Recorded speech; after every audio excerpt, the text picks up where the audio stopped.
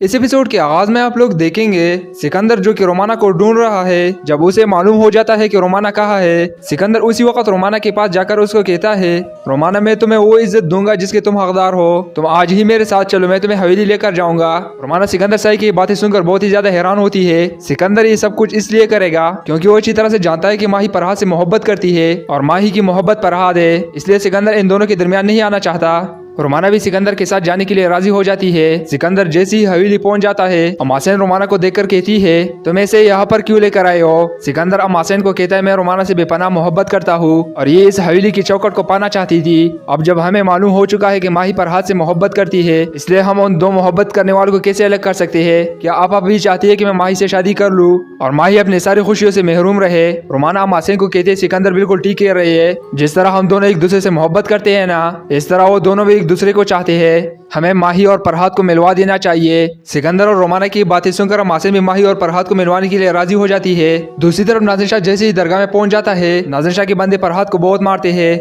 नाज़िर शाह फरहाद से कहता है, जितना जल्दी हो सके यहाँ से चला जा, वरना मेरी हाथों से तेरी जान जाएगी। जो हरकत तुमने की है ना, इसका हिसाब तुझे देना होगा। दूसरी तरफ सिकंदर जब माही के साथ शादी करने से इनकार करता है और सिकंदर खुद भी यही चाहता है कि माही को उसकी सच्ची मोहब्बत मिले, ना कि वो इसके साथ शादी करे। नाज़िर शाह को जैसे ही पता चलता है कि माही ने सिकंदर के साथ शादी करने से इनकार किया है, नाज़िर शाह उसी वक्त सिकंदर के घर पहुंच जाता है। वो बड़े गुस्से से कहता है, अगर माही की शादी होगी तो सिर्फ और सिर्फ सिकंदर के साथ, वरना मैं फरहाद को जान से मार दूंगा। और ये आप लोग अच्छी तरह से जानते हैं कि जो कुछ मैं कहता हूँ वो करके दिखाता हूँ। अमासेन नाज़िर शाह की बातें सुनकर दंग रह जाती है। अमासेन कहती है, आखिर तुम्हें क्या हो गया है? क्या तुम्हें अपनी बहन की खुशी अजीज नहीं है? तुम नहीं चाहते कि तुम्हारी बहन भी खुश रहे? इस पर नाज़िर कहता है, मैं चाहता हूँ कि मेरी बहन खुश रहे, लेकिन ये हरगिज नहीं हो सकता कि माही की शादी उस मामूली की मजावर से हो, इससे तो मेरा सियासी करियर तबाह हो जाएगा।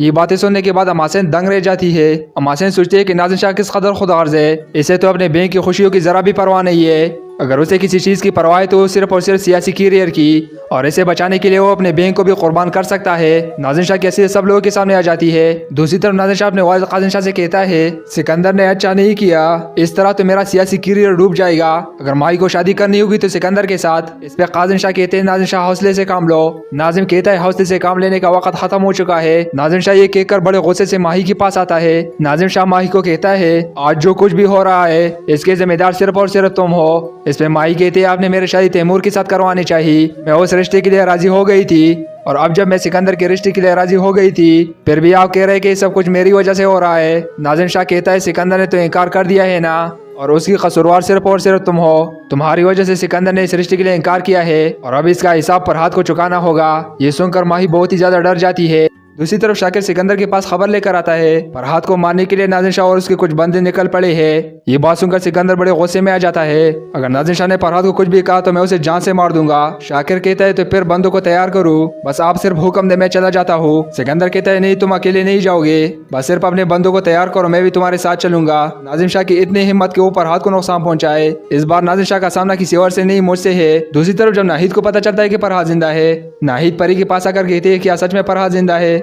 अगर फरहाद जिंदा है तो घर क्यों नहीं आया? परी, मैं फरहाद के पास जाना चाहती हूँ। परी कहती है, फरहाद जहाँ है वहाँ से वो घर नहीं आना चाहता, लेकिन मैंने भाई को कहा था आप फिक्र ना करे, वो बहुत जल्द आ जाएगा। उसने मुझसे वादा किया था कि मैं एक बार जरूर आऊंगा। दूसरी तरफ माही अपने बाप के सामने दोनों हाथ बांध कर कहती है, खुदा के लिए बाबा आप नाज़िर शाह को समझाए कि वो फरहाद के साथ ऐसा वैसा कुछ ना करे। उसने मेरी मोहब्बत की खातिर अपनी सारी जिंदगी ऐसी ही गुजार दी और मैं नहीं चाहती कि उसे मेरी वजह से किसी भी अजियत का सामना करना पड़े। ये बात सुनकर कासिम शाह कहते हैं, तुमने बहुत बड़ी गलती की है और उसने उससे भी बड़ी। नाज़िर शाह और कासिम शाह की इज्जत को ललकारना, अब तो उसे उसकी की सजा तो मिलेगी। माही कहती है, बाबा आप जो कुछ भी कहेंगे मैं करने के लिए तैयार हूँ। अगर आप लोग चाहते हैं कि मैं सिकंदर के साथ शादी कर लूँ तो मैं कर लूंगी, लेकिन खुदा के लिए आप लोग फरहाद को जाने दे।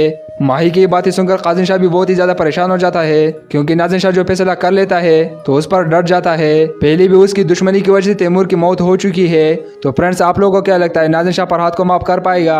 अपनी राय का इजहार कमेंट सेक्शन में जरूर कीजिए और मेरे चैनल को सब्सक्राइब करना बिल्कुल ना भूले।